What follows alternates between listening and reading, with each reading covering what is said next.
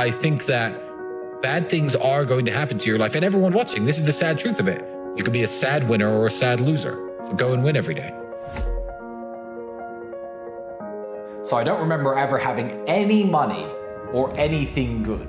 I've had my ups and downs in life. You know, the path to success isn't one big straight graph on its way up. Everyone who hears these words of mine and does them will be like a wise man who built his house on the rock.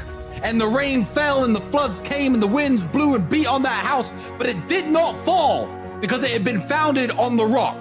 And everyone who hears these words of mine and does not do them will be like the foolish man who built his house on the sand, and the rain fell and the floods came and the wind blew and beat against the house and it fell, and a great fall it was.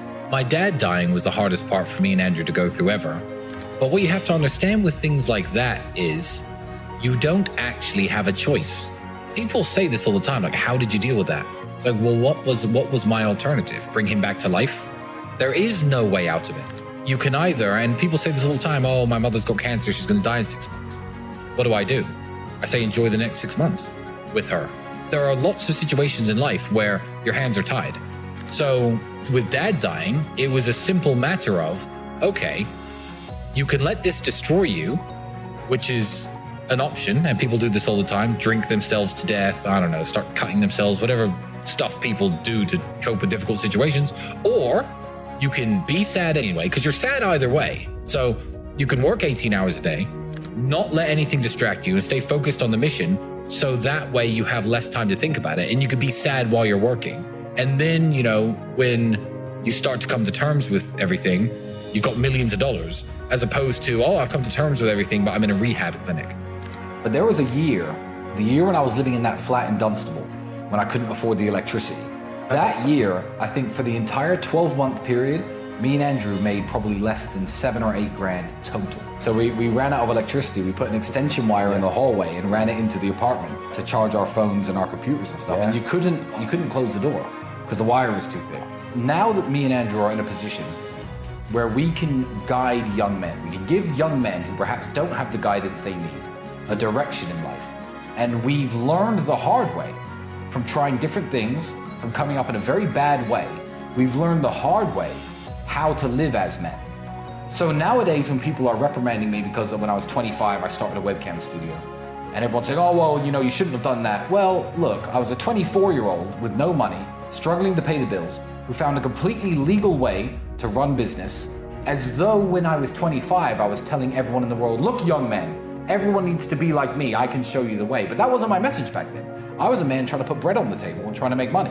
It's one of the reasons that me and Andrew always preach about, you know, financial success and making money and all the things that we always talk about, because we understand that as ugly as it is, I guess, that the world revolves around money in such a way. It's not just the world, it's your relationships, your marriages, your family, the dynamic you have with your kids. It all revolves around money in one way or another, because it can make things a lot better, and money can also make things a lot worse, but being broke is harder than being rich. And I couldn't do fun things, and I couldn't go to nice bars or nice clubs. The fact that I was a kickboxer got a lot of attention. I could beat another man up. Sure, I was broke, but girls liked that. I always had pretty girlfriends. So what are you doing right now? If you are just a normal guy with a normal job, doing nothing, you don't produce any content, you're not talented, you can't do gymnastics or play the guitar, do something. Every dude on earth, and you're just another one of them. Unless you make yourself different in some way, you will never get scouted out. I don't think I found my purpose in life until I was 32. So I feel like my purpose in life now is to set a good example for young men in a world that doesn't have any good examples. I don't think everyone is going to reach that level of enlightenment with their mission. And I don't think everyone should, because when I was 28 and when I was 29, I was very happy. I was perfectly happy having not found what my purpose in life is. And you know what? I may think I know my purpose in life now. When I'm 40, I may realize it was actually something else and find something else. No, I don't believe life has to be a purpose. I just believe in making sure that you are happy and making sure that that happiness is spread as much as possible to the people you interact with and the people around you. That is a way to live a fulfilling life. You don't have to have a mission to live a fulfilling life or a purpose. You could live, basically by yourself your whole life. But if you really enjoy yourself and you really enjoy this trip around the sun that we're all taking, and everywhere you go, you're polite and you're nice and you're kind, who cares that you didn't impact the world, you know? People will always talk shit, and people will always hate on you for doing well in life. But yeah, if you're a young man and you've closed your first big deal and you have your first bit of money and there's a car you want, maybe it's a BMW, maybe it's a Mercedes, I would say, with all the financial advisors and business nerds on Twitter who will tell me not to say this, I would say go out and buy that car. And then that car will increase your image, and then continue working, continue grinding, and then buy more cars. I used to lie and say you never have more than 5 friends your whole life. And that was a lie. Because what you have to understand is you're walking through the world hoping to meet these friends by random. By random chance, you're going to run into a guy with the same values as you, the same mission as you, the same mindset as you, the same goals as you, who's aligned in every way. You're not going to meet those people walking through the world. But I now have at least 30 real friends, 35 real friends, who I call my real friends. Before I was 28, I certainly had more hard times than good times. Absolutely. But the last few years have been exceptionally easy. Even this one, where they send me to jail, it's fine. Justice has to be done, and God is going to make sure justice gets done. I'm going to make sure justice gets done. And even if they drop the case tomorrow, that's not justice. What, 15 months of my life, 3 months in jail, this many months on house arrest, the amount of money I've lost, my reputational damage? If they drop the case tomorrow, is that justice? I'd be more mad if I didn't go to prison with him. I'd feel like, I've taken all the good from being associated with Andrew, and, he builds me up and I build him up. And for him to be sitting in jail without me, it would just feel wrong. So I'm not even mad about it. I'm the opposite of mad about it. I'm glad they roped me in with it. I'm glad they said guilty by association. I'm glad they throw me in jail with him. And if they frame him for real and send him back, they better send me back too, or I'll break myself in.